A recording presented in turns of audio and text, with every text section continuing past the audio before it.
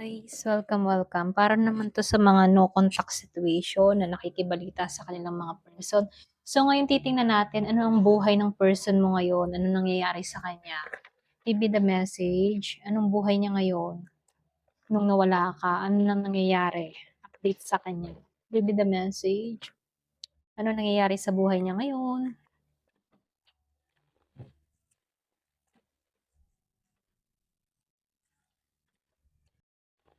Thank you nga po pala sa mga nagsusubscribe, sa mga bumabalik, maraming maraming pong salamat. Ayan, start tayo. Two of Sword, lumabas. Eight of Sword, upright. Oh, lumabas si Nine of Sword. Five of Cups reverse and the World reverse. Lumabas din si Three of Sword, upright, Death. Six of Sword reverse. The Magician and the Wheel of Fortune reverse. Knight of Wands reverse and the Knight of Cups. At meron ding Knight of Pentacles. Maraming Knight. Ayan. So, titingnan ko ha. Meron akong nakikitang Gemini, Libra, and Aquarius, Scorpio, Cancer, and Pisces. Marami ditong air sign, Gemini, Aquarius, and Libra. Okay, meron din akong nakikitang Aries, Leo, Sagittarius, Virgo, Capricorn, Taurus, Scorpio, Cancer, and Pisces. Pero mas lamang dito ang air sign, Gemini, Aquarius, and Libra. Okay, kung may kadiling kang ganito. Ayan. So, start na tayo, no? So, dito, no, yung energy ng taong narito, okay? Kumbaga, mukha 'tong dumaan sa mga malaking inner crisis ha, lalong-lalo na nung nawala ka sa buhay niya. Kumbaga dito, nagkaroon 'to ng mental chaos at pag-iwas sa katotohanan. So, lumalabas kasi dito sa Two of Sword, Eight of Sword, at Nine of Sword. Itong straight na 'to, no? So, nakikitaan ko dito, yung kombinasyon ng pagkalito or guilty, anxiety, gano'n. Kasi dito pinilit niyang i-block ang emosyon or ala-ala tungkol sa'yo ha, pinilit niya 'yun. Ayaw niya kasing harapin yung buong katotohanan dito. Kaya dito sa Eight of Swords, pakiramdam niya nakulong siya sa sarili niyang isip. Para bang wala siyang magawang tama, okey? So dito, nakikitaan ko rin dito, nagsisi 'to, hindi rin 'to makatulog, nagkaroon 'to ng insomnia, kaiisip, at nakonsensya, okay? Kumbaga 'no, malaki yung posibilidad na marami siyang iniisip tungkol sa mga nangyari sa inyo, um, lalong-lalo na sa inyong dalawa 'no. Hindi man siya ipakita sa iba, sa loob-loob ng tao na 'to very stress siya at nagsisisi, okay? So, nakikitaan ko dito unti-unti kasing lumalabas yung sakit lalo na dito sa Five of Cups, at nakikitaan ko rin dito yung Three of Swords. Kumbaga, totoo yung heartbreak na na naramdaman niya sa side niya. Hindi 'to simpleng lungkot lang ha, talagang nasaktan siya dito. So, nakikitaan ko lang din dito, nagsimula siyang tanggapin yung mga nangyari, okey? Pero hindi pa 'to totally, naghilom, para bang hirap ka pa rin niyang kalimutan, gano'n. So, yung energy nito, para bang nagkaroon siya ng realization sa nangyari sa inyo, okey? Nakita ng tao na 'to na na mahalaga ka pala, lalong-lalo na nung nawala ka. So, ito rin nakikita ko 'no, kumbaga isang malaking pagbabago yung nangyari sa buhay niya, okey? So, nakikitaan ko dito sa death ano, at dito sa the world, okey? Kumbaga dito ano, malaki yung transformation niya dito. Malaki yung nangyari sa buhay ng tao na 'to. Merong natapos sa buhay niya. So dito, nakikitaan ko dito, pakiramdam kasi niya dito, hindi pa naging kumpleto yung chapter ninyo. So ibig sabihin, merong bahagi sa kanya na nagbago dahil sa pagkawala mo, okey? Pero may pakiramdam siyang meron pa ring unfinished story pa sa inyong dalawa, okay? Para bang pakiramdam ng tao na 'to na hindi pa tapos yung istorya niyong dalawa, okay? Kaya dito 'no, hirap siyang maka-move on dito sa Six of Sword reverse. Para bang hindi siya makalis sa nakaraan, ito lang yung nakikita ko, ha. Kasi sinusubukan niya naman mag-move on or mag-moving forward. Para bang meron lang emotional anchor na bumabalik sa kanya sa past. Para bang hinihila siya ng nakaraan, okay? Kaya 'to hinihila sa nakaraan ano, kasi hindi siya yung parang tipo na hindi kanya hinarap ng katotohanan, eh. Kaya siya, para siyang alam mo yun, binabangungot ng nakaraan. Kasi may kulang sa nangyari dito, eh. Ito lang nakikita ko 'no. Pero kung ito ay humarap sa'yo sa katotohanan or naghiwalay kayo ng maayos, hindi 'to magkakaganito, okey? So, pinapakita lang dito na gusto nung tao na 'to na maging okey dito sa The Magician ano. Gusto niyang kontrolin yung kanyang imahe. Maaaring, pinapakita niya rito na okey siya, lalong-lalo na kapag, nakikihalubilo sa ibang tao. Pinakikita niya na hindi siya apektado, nagpapaka-busy sa mga ibang bagay, gano'n. Yung tipong pinaniniwala niya yung sarili niya na kaya niyang mag-start ulit kahit wala ka. Pero internally ano, hindi pa siya fully stable, okey? Kasi binabalik pa rin sa nakaraan, eh.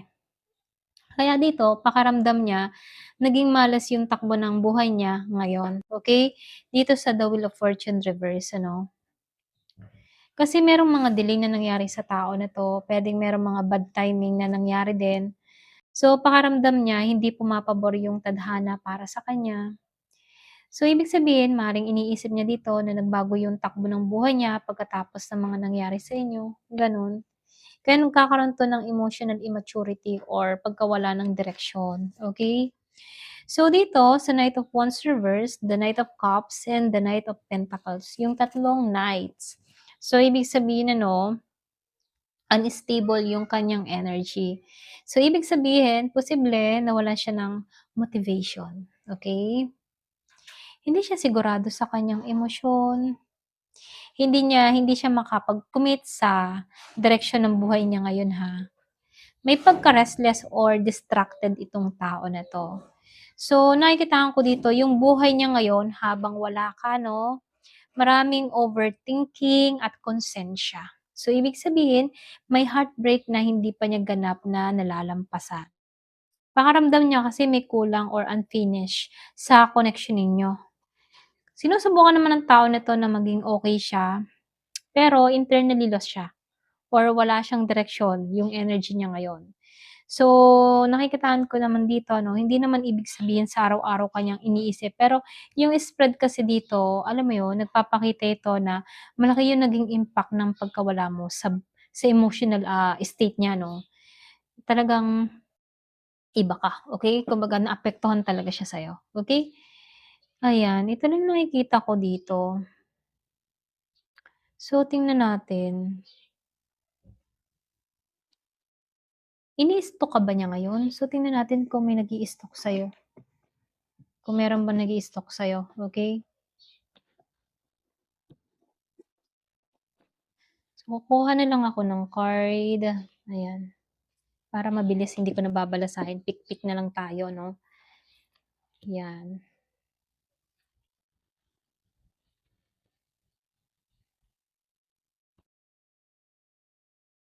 Nag-i-stalk ba siya sa'yo?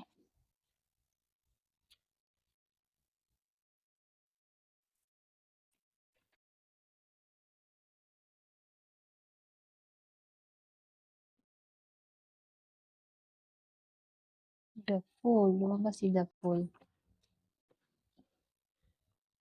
So, dito 'no, halo-halo yung energy ng taong ito. May pagka-curious, okey, or pag-aalala. Meron din akong nakikitang pag-iwas. Kumbaga 'no, hindi siya simpleng oo kung ini-stalk ka niya o hindi ano. Meron lang tendency na sinisilip ka niya paminsan-minsan, gano'n yung energy nito. Dito sa Knight of Wands, at dito sa King of Cups. So, nakikitaan ko dito malakas yung interest or emosyon, okay, direksyon na kumilos sa'yo, gano'n. Kumbaga, may ego at pride kasi 'to, very impulsive yung energy niya. Minsan minsan napapasilip siya, minsan gusto ka niyang kamustahin. Kaya lang dito may emotion pa siyang tinatago or kinokontrol dito 'no, sa King of Cups. Kung may pagkakataon man ano, posible tinitingnan niya yung social media mo or nagtatanong tungkol sa'yo pero hindi naman consistent, okey? Kasi itong tao na 'to may pag-iwas din 'tong sa'yo, okey, or may pagpipigil gano'n, lalong-lalo na sa sarili niya. Dito sa New Moon at dito sa The Tower reverse. So, nakikitaan ko dito ito yung energy ng pag-iwas sa malaking emosyon or confrontation. Excuse me. Kumbaga ano, ayaw niya kasi magpa-trigger sa nararamdaman niya, ito lang yung nakikita ko. Para bang pinipigilan niyang masyadong mag-focus sa'yo, gano'n. Kaya kahit may curiosity, may bahagi sa kanya na sinasabi na wag siyang tumingin sa'yo, wag siyang alam mo 'yun, wag ka niyang i-stalk gano'n. May bahagi sa kanyang gano'n. Wag alamin kung ano nangyayari sa'yo, gano'n. So, nakikitaan ko dito, meron kasi siyang, sakit na nararamdaman dito sa Five of Cups. Naka-reverse siya, at nakikitaan ko rin dito yung The Star, reverse, okey? Kumbaga ano, malinaw talaga yung disappointment dito, para bang na-disappoint din siya sa sarili niya. Yun bang pakaramdam ng tao na 'to, na wala na talagang pag-asa sa inyong dalawa. Kaya dito unti-unti siyang nagle-let go, dito sa Four of Pentacles at the Fool. Nire-release ka niya sa past, ito lang yung nakikita ko 'no. Para bang gusto niya magsimula muli. Ibig sabihin, sinusubukan talaga niya mag-moving on or mag-moving forward sa buhay niya kahit hindi pa 'to totally na nangyayari ano. Kasi itong tao na 'to mix mix yung ano, yung feeling niya tungkol sa connection ninyo. Dito sa Two of Cups at Empress reverse. Kumbaga dito lumabas si Empress reverse kanina tapos ngayon si Empress upright ang lumabas ngayon. Para bang ano, ito yung nagpapakita na may imbalance o nasirang connection dati sa inyong dalawa. Pero sa loob naman niya, alam niyang may value or special ka, okay? Or special yung connection ninyo. Ito lang nakikita ko 'no. So, posible ini-stalk ka niya, paminsan-minsan lang naman, hindi naman palagi. 'Pag naalala ka niya, gano'n. Curious siya kung kamusta ka na ba, pero hindi 'to palaging ginagawa dahil may pride 'to, eh, pride chicken 'to or talagang ma-ego, 'yan. Sinusubukan nitong umiwas sa nararamdaman niya, gusto niyang mag-moving on. Ito lang nakikita ko, gusto niyang mag-moving on, okey? Kaya lang hindi pa siya totally na nakaka-moving on. Itong tao na 'to nagsisi talaga 'to, sa pagkawala mo. Naramdaman niya na nag-iba ka, okey? Lalong-lalo sa mga post mo, okey? Kung ikaw naman ay dito ay mahilig mag-post, nakikita niya 'yun. Kita niya dito yung malaking pagbabago na nangyayari at nagaganap sa'yo. Kaya may time parang gusto nitong, mag-back out ano, kahit meron ditong gustong i-chat ka, may time na gusto niyang mag-back out kasi nakikita niya na iba ka na, eh, okey? Ayan, ito lang nakikita ko. Ayan, thank you for watching. Love and peace.